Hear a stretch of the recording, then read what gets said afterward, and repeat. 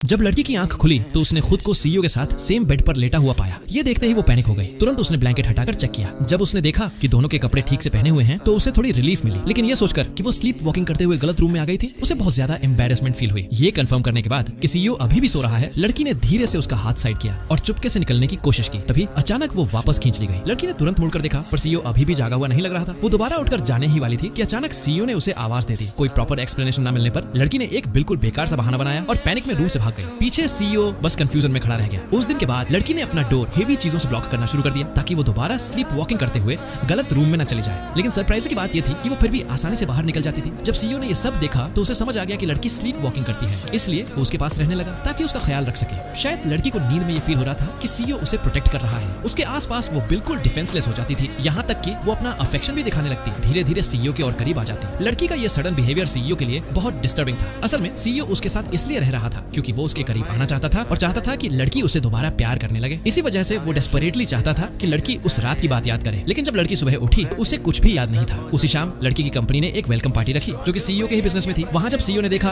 कि एक mail colleague लड़की के काफी क्लोज जा रहा है तो वो जेलसी से भर गया। वो लड़का जानबूझकर ड्रंक बनने का नाटक कर रहा था ताकि लड़की उसे घर ले जाए। ये देखते ही सीईओ ने इंटरवीन किया और उसे जबरदस्ती कार में धकेल दिया। डेस्टिनेशन पर पहुंचकर सीईओ ने उसे उठाकर सीधा डोर पर पटक दिया और वार्निंग दी कि लड़की से दूर रहे। लेकिन कार में बैठकर भी लड़की उस मेल कलीग के बारे में पूछती रही जो सीईओ को और ज्यादा गुस्सा दिला गया। जैसे ही दोनों एलिवेटर से बाहर निकले लड़की का बैलेंस बिगड़ गया और वो सीधा सीईओ की बाहों में गिर पड़ी। सीईओ ने मजाक में कहा, तुम मुझे चेज कर रही हो क्या? उसके बोलते ही लड़की अचानक उसके चेहरे के काफी पास आ गई, जिससे सीईओ बहुत नर्वस हो गया। लेकिन अगले ही सेकंड लड़की बोली, नॉट येट। रूम में वापस आते ही लड़की को अपनी बात पर रिग्रेट हुआ। उसे लगा कि उसे उसी वक्त अपने दिल की बात कह देनी चाहिए थी। नींद ना आने पर वो पानी पीने के लिए लिविंग रूम चली गई। सीईओ ने सोचा कि शायद वो फिर से स्लीप वॉकिंग कर रही है। तब लड़की के दिमाग में एक आइडिया आया। उसने स्लीप वॉकिंग का नाटक करते हुए सीईओ को जोर से हक कर लिया। कुछ पल की उस करीबी के बाद लड़की ने खुद को अलग किया और वापस अपने रूम चली गई। जब वो शांत हुई तो उसे बहुत शर्म महसूस हुई कि उसने अभी अभी क्या कर दिया था।